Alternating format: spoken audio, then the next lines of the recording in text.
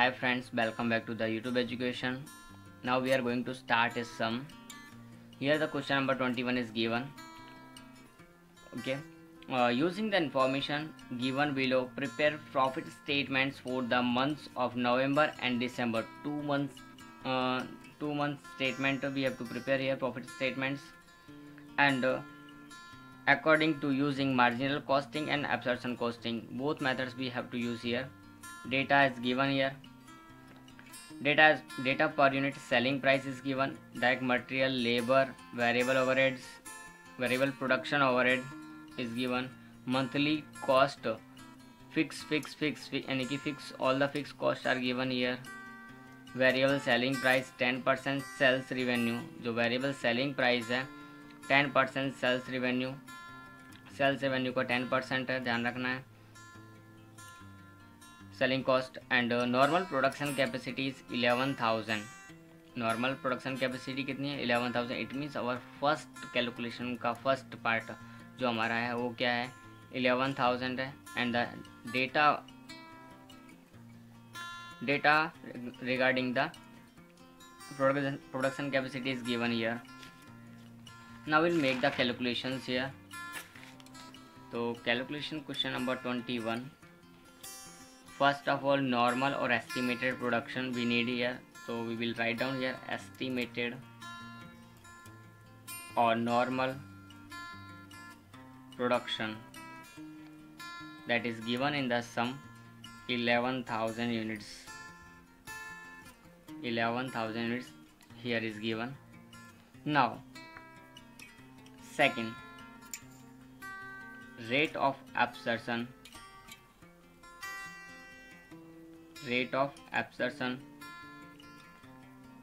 of fixed factory overhead. तो fix factory overhead का हमको निकालना है. तो total fix factory overhead divide by estimated production. Okay, so fixed factory overhead कहाँ पे हमारा, तो देखो यहाँ लिखा हुआ है fixed production overhead. It is called factory overhead also. So that is 99,000. That will be divided by estimated production. 11,000 is given there.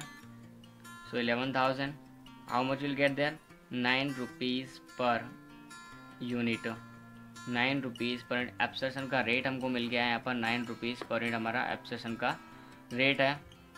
After then हमको स्टॉक की कैलकुलेशन भी करनी है because here the stock is given November December. ध्यान रखना हमारे पास में information दी हुई है. तो स्टार्ट करते हैं हमारे कैलकुलेशन थर्ड नंबर की स्टॉक के लिए. स्टॉक की कैलकुलेशन में हमको particulars November December, particulars November December. Okay, so opening stock, production, sales and closing stock. ये हमारा फॉर्मेट में था, वो ध्यान में रखना है. अब हमको जो दिया है वो हम यहाँ पर लिख देंगे विच आर गिवन. तो sales is given November and December का सेल्स. नवंबर का सेल्स है 10,000. सेल्स नवंबर का कितना है 10,000. सेल्स दिसंबर का है 12,000. तो मैंने सेल्स भी लिख दिया है यहाँ पर. Sales is been done. Now what, production is also given 12,000 and 1,000. तो प्रोडक्शन नवंबर का प्रोडक्शन 12,000 है. यस, एंड दिसंबर का प्रोडक्शन दिया 10,000. Don't worry, that is also done. Now extra information about the stock is not given any of the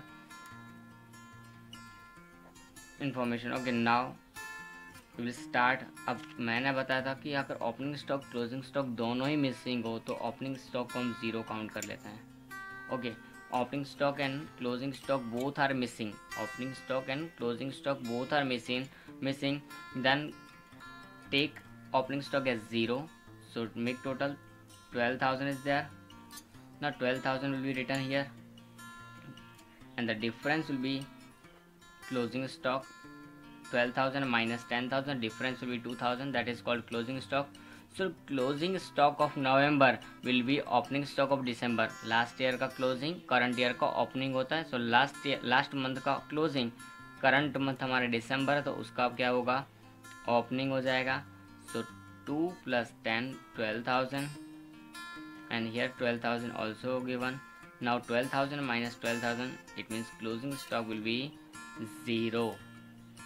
Okay, so stock calculation हमारे पास हो चुकी है। यहाँ पर calculation of stock is done. Now what we will do here, statements. We start with the statements. Selling price is given 60 rupees and units, sales की units हमारे पास कितनी है, नवंबर और दिसंबर हमको दोनों लिख लेना है यहाँ पर। November and December, 2 months information are given, so write down 2 months there, November and December. So November में हमारे पास में सेल्स कितना दिया है वो भी हम देख लेते हैं यहाँ पर, और दिसंबर में कितना दिया है वो भी देख लेंगे।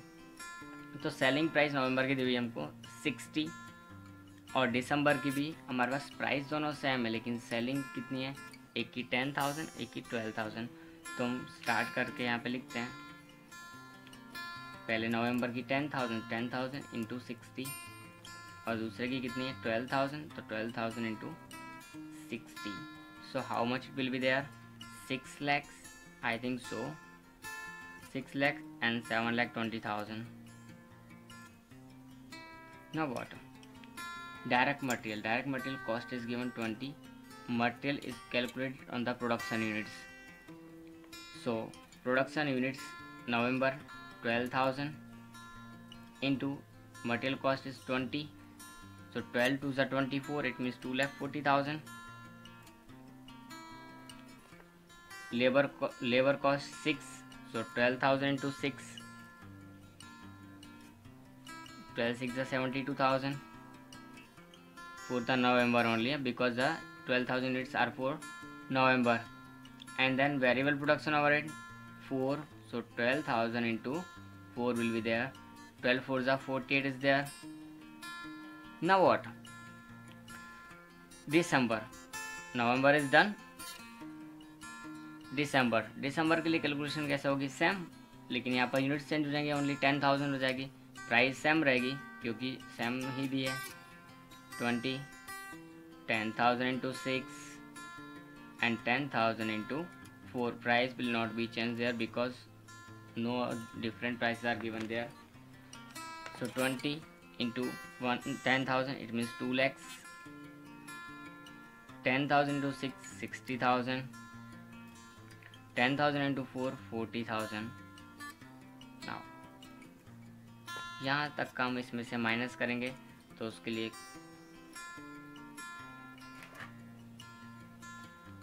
कैलकुलेटर की जरूरत पड़ेगी। देख लेते हैं हम किस तरह से होगा। 6 लाख में हमको माइनस करना है, 6 lakh minus 2,40,000 minus 72,000 minus 48,000, how much will get there, 2,40,000।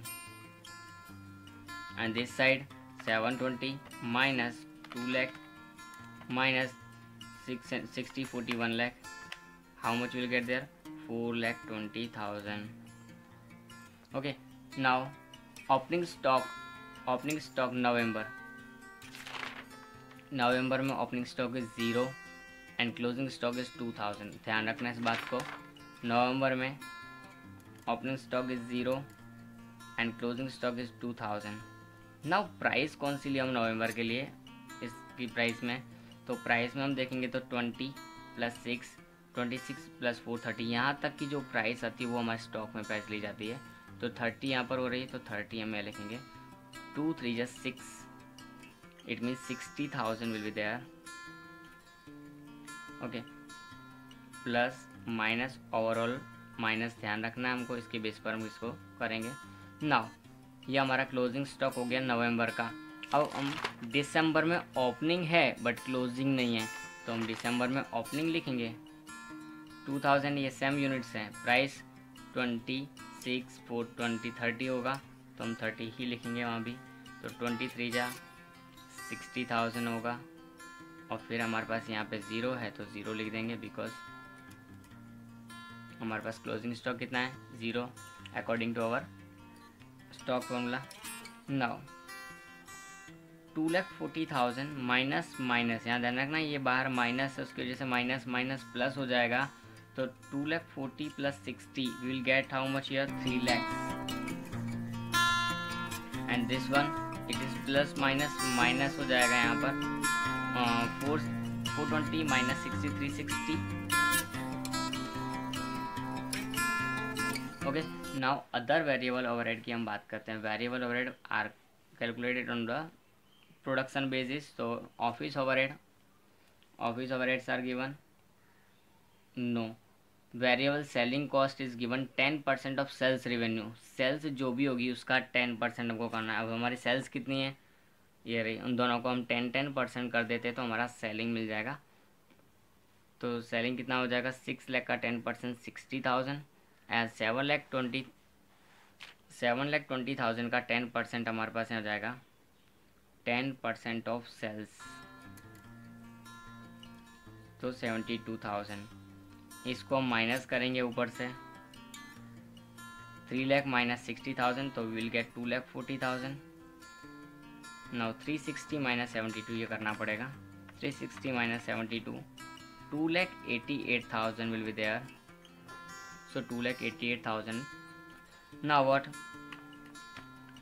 Factory overhead fix, तो फिक्स तो दोनों के लिए सेम होंगे, चाहे वो ये मंथ हो नवंबर हो या दिसंबर हो या कोई और भी मंथ होगा, तो fix expense always remains same, so will be 99,000 99,000 12,000 12,000 then 28,000 and 28,000. This does not change with the month or year. Now minus करना है, so we'll do that. 2,40,000 minus 99,000 minus 12,000 minus 28,000, 1,01,000 we will get here. 2,88,000 minus 99,000 minus 12,000 minus 28,000. So how much we'll get there, 1,49,000. That is our net profit according to the marginal cost. According to the marginal cost, our net profit is 1,01,000 for the November and 1,49,000 for the December.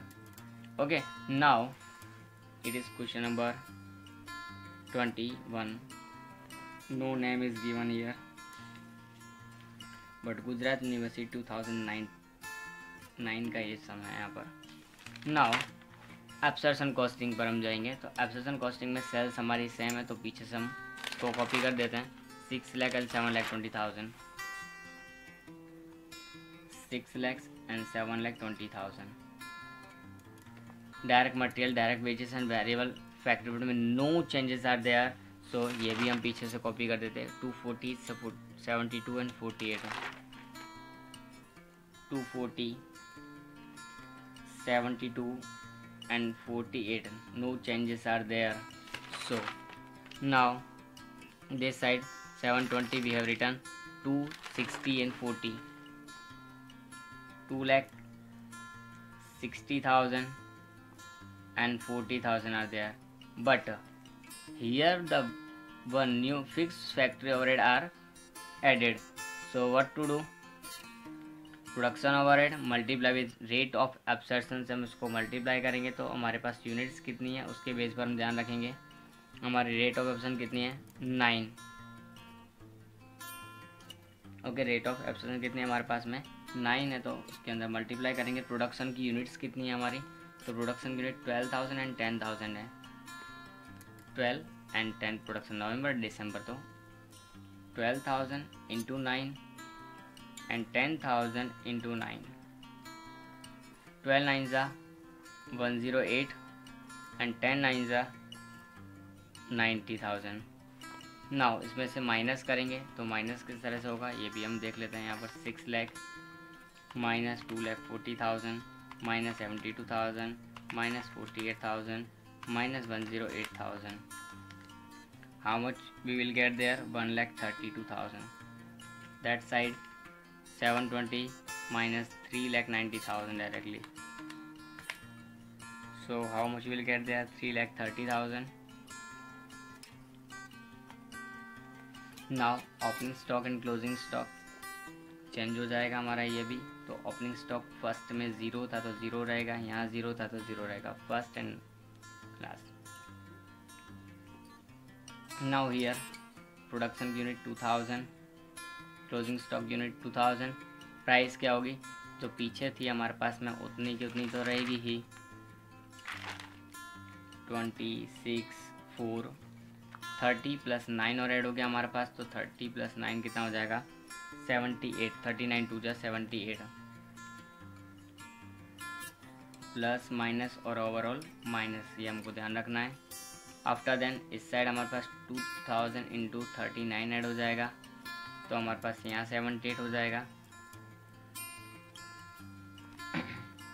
Now minus minus ये plus हो जाएगा, तो 132 + 78 कितना होगा 132 + 78 2,10,000 हमारे पास यहाँ हो गया है।